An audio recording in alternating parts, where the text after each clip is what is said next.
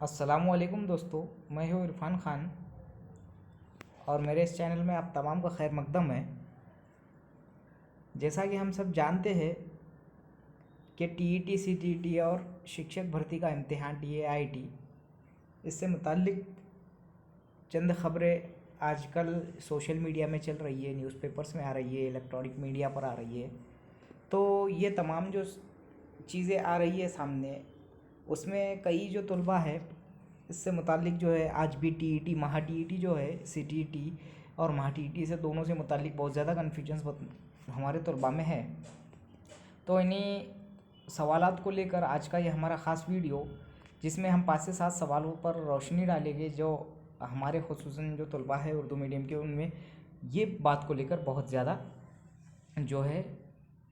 Confusions है। तो हमारा आज का जो टॉपिक है इस वीडियो का, टीईटी, सीटीईटी और टैट से मुतालिक तलबा के सवालात और कन्फ्यूजन्स। तो आज का हमारा जो सबसे पहला जो कॉमन सवाल है, जो अक्सर हमारे तलबा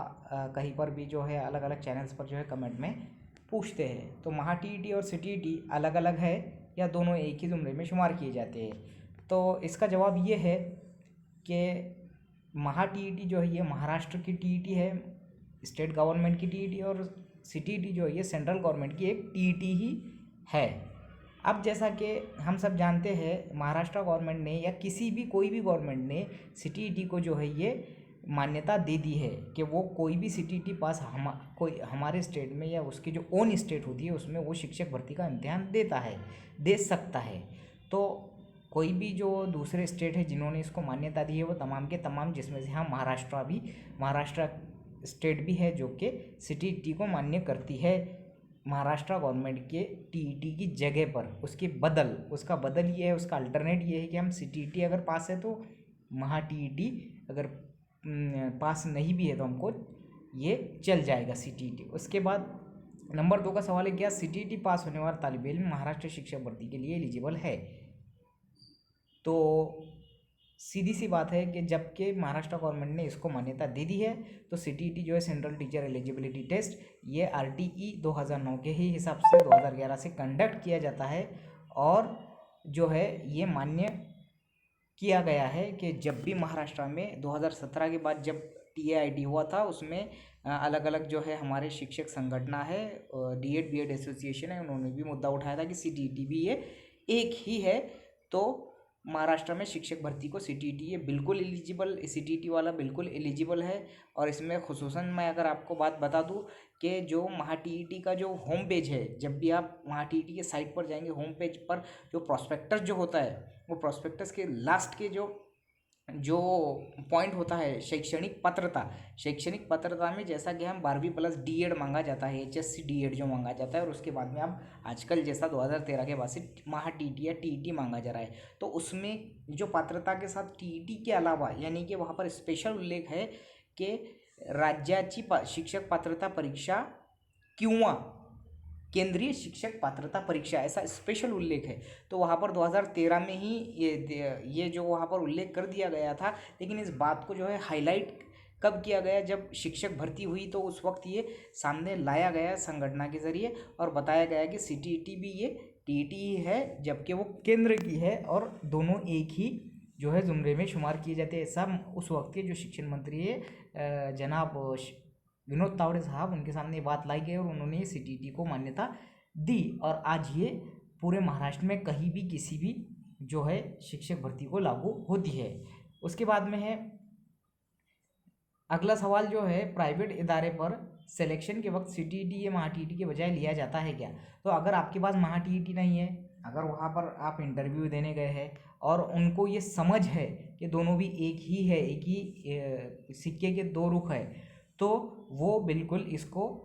जो है आपको एक्सेप्ट करेंगे, आपको उस जगह पे जो है भर्ती करेंगे। और सीटीईटी ये बहुत अच्छा अल्टरनेट है, महा टीईटी का कोई गुंजाइश ही नहीं है कि आपके पास महा टीईटी नहीं है और सिर्फ सीटीईटी है तो आपको कोई नहीं लेगा। बस शर्त ये है कि आपको उनको ये बताना पड़ेगा कि दोनों भी जो है सेम है, और इसके लिए एक जीआर है, वो जीआर आपको उनके सामने बताना पड़ेगा। वो बहुत सी संस्थाएं जो है वो ले चुकी है सीटीईटी के बेस पर, अलग नहीं है। अगला सवाल है, सीटीईटी में ओपन और कास्ट के लिए जो पासिंग मार्क्स होते हैं अलग अलग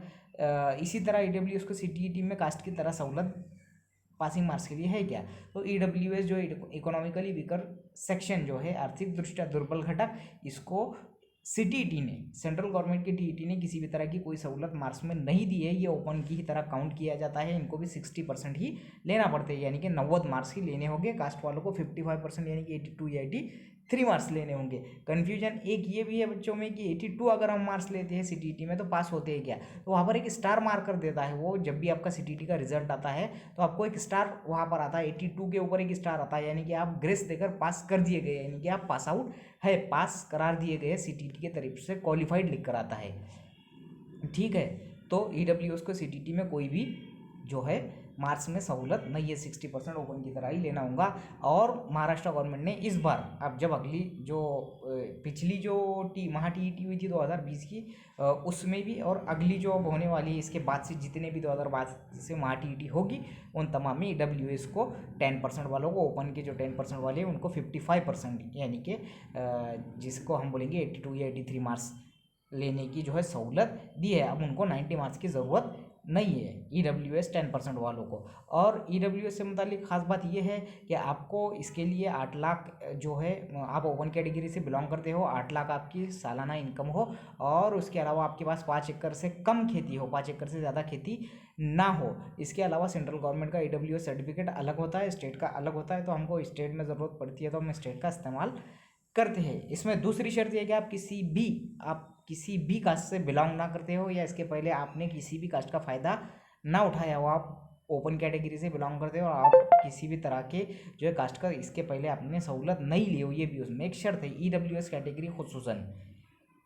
उसके बाद अगला सवाल है 2017 की टीआईटी यानी कि शिक्षक भर्ती की जो एग्ज़ाम हुई थी टीआईटी कब मुकम्मल होगी और नई भर्ती कब होगी? तो देखो भाइयों, 2017 की जो टीआईटी आज 4 साल हो गए, 2021 है, 9 अगस्त 2019 को एक लिस्ट लगी थी जिसमें तमाम जो सिलेक्टेड जो 6000 12,000 में से 6000 जो 50% जो बच्चे थे, जो तलबा थे, उनको अपॉइंटमेंट लेटर्स दे दिए गए, उनके 2-2 साल जो है मुकम्मल हो चुके हैं। लेकिन 2019 के बाद में एक कोर्ट मैटर हो गया, या एक कॉम्प्लिकेशन हो गया, कंट्रोवर्सी हो गई टीआईटी को लेकर, और बहुत से बच्चे कोर्ट में पिटीशन, अलग अलग तरीके से बहुत से बच्चों ने कोर्ट में पिटीशन दायर किए, और उसकी वजह से आज हमको ये खामियाजा भुगतना पड़ रहा है कि आज हम यहाँ तक 2021 तक पहुँचे। लेकिन वो अपने हक के लिए गए हैं कोर्ट में, वो उनकी अपनी अपनी जो भी चीज़ को बुनियाद पकड़ कर वो गए हैं, जिसमें कि इससे माजी सैनिक है, और जो है कन्वर्टेड राउंड्स जो है इसको लेकर भी कंट्रोवर्सी है। उसके बाद में बीएमसी का एक अलग मुद्दा है, जो कि सिलेक्टेड बच्चे 190 या समथिंग है, जो आज तक उनको appointment letters Mumbai public school ने नहीं दिए। माशाल्लाह इतनी बात अच्छी है कि उर्दू मीडियम को किसी भी तरह की कोई दिक्कत नहीं गई है, चाहे वो कन्वर्ट का राउंड हो या पहला फ्रेश राउंड हो। तो तमाम के तमाम जितने भी 930 के करीब जगह थी, जिसमें से 470 से 80 बच्चे जो है सिलेक्ट हुए हैं, और 520 जगह आज भी जैसी की वैसी ही उर्दू मीडियम की पोर्टल पे है। तो वो उसमें एक सवाल ये आता है कि 2018 के टीईटी वालों को, 19 के, 20 के, 21 के टीईटी सीटीईटी वालों को उसमें इंटर करने के लिए चांस दिया जाएगा क्या? तो इसके लिए भी कोर्ट में जो है अलग अलग तरीके से गए हुए लोग, अब वो उसके जो भी डिसीजंस आएंगे हाँ या ना के, वो उसके बाद की बात है। लेकिन मुश्किल ये सबसे बड़ी है कि 2017 के शिक्षक भर्ती की कि पेटिशंस जो है, ये कई जो पेटिशंस हैं जो बेफजूल डाले गए, जिसकी वजह से वक्त बर्बाद हो रहा है, और कोरोना की महामारी की वजह से बहुत ज़्यादा इसमें टाइम पास हो चुका है। अब उसके बाद 50% का भी एक मुद्दा है, जो कि मराठी मीडियम और हमारा जो हम में जो कास्ट आती है, या मराठी मीडियम में अलग अलग जो कास्ट आती है, उनको लेकर 50% का भी एक मुद्दा है, जिसकी वजह से कोर्ट में पिटीशन है। वो भी होने के बाद में, और दूसरी टैट के लिए कोशिश की जा रही है, डीएड बीएड जो स्टूडेंट जो अभी बेरोज़गार है, उनके ज़रिए अलग अलग निवेदन दिए जा रहे हैं, उर्दू मराठी हर मीडियम में उनके ज़रिए दूसरे टैट के लिए जो है दी जा रही। लेकिन 2017 की टैट जो मुकम्मल होने के बाद, शिक्षक भर्ती मुकम्मल होने के बाद, मे भी 2022 में शिक्षक भर्ती होने के चांसेस है। अगर 2022 में शिक्षक भर्ती होती है तो NEP 2020 के हिसाब से, न्यू एजुकेशन पॉलिसी जो तैयार की गई है उसके हिसाब से होगी, ऐसा एक अंदाज़ा, एक कयास लगाया जा रहा है, जिसमें सबसे पहला जो पॉइंट होगा, 1ली से 12वीं तक आपको टीईटी कंपलसरी होंगी। इसके पहले RT के हिसाब से 1 से 8 तक, 1ली से 8वीं तक की टीईटी कंपलसरी थी। अब NEP 2020 के हिसाब से हम तमाम को 9वीं से 12वीं के भी लिए टीईटी पास होना कंपलसरी रहेगी। हरियाणा जो है ये भारत का पहला स्टेट है जिसने 9वीं से 12वीं के लिए अमलावरी कर भी दिया है टीईटी के लिए। तो अब हरियाणा में 1 से 12 तक टीईटी होती है। तो ऐसा ही हमारे महाराष्ट्र में भी होने वाला है 2022 में, अगर शिक्षक भर्ती होती है और अगर NEP लागू होती है तो ऐसी शिक्षक भर्ती होगी जिसमें टीईटी, उसके बाद में टैट जिसको हम सीईटी भी कहते हैं, कॉमन एंट्रेंस टेस्ट शिक्षक भर्ती का, और उसके बाद में जो है आपको एक इंटरव्यू कंडक्ट करना होगा, चाहे आप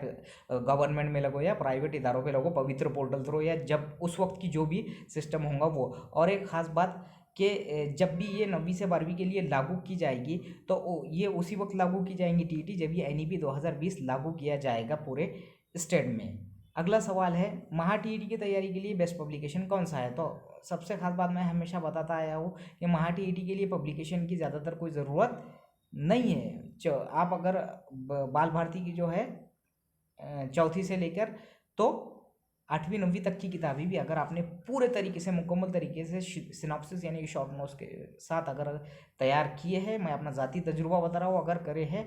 तो करते हैं तो बहुत बेहतरीन पढ़ाई होती है। और पब्लिकेशन की बात की जाए तो अलग अलग पब्लिकेशन हमारे उर्दू में आए हैं, लेकिन वो उतने मुत्तफ़िक, उतने हम उससे सब जो हमारे लिए हमारा दिल उतना मुतमईन उसके लिए नहीं है। ये ज़्यादातर हमारे मार्केट में आजकल बहुत से पब्लिकेशन आए, लेकिन बेस्ट पब्लिकेशन बोले तो आपको 4वीं से तो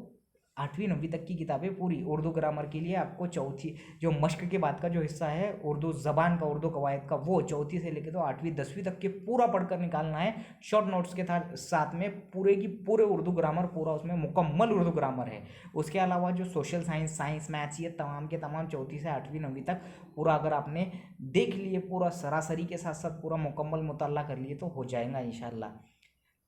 महा टीईटी मुश्किल होती है या सीटीईटी, ये सवाल पूछा जाता है अक्सर हमारे बच्चों के ज़रिए, उर्दू मीडियम हो या कोई भी मीडियम हो। तो यहाँ पर जितनी हमारी मेहनत होती है उतना हमको जो है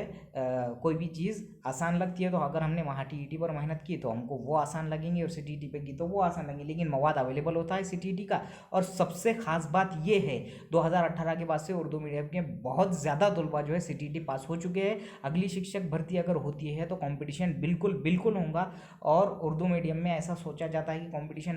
अगले बार भी नहीं होगा, तो ये बात गलत है। अगले बार में कंपटीशन ज़रूर होगा, भले ही पहली टैट के वक्त में ज़्यादा कंपटीशन नहीं था।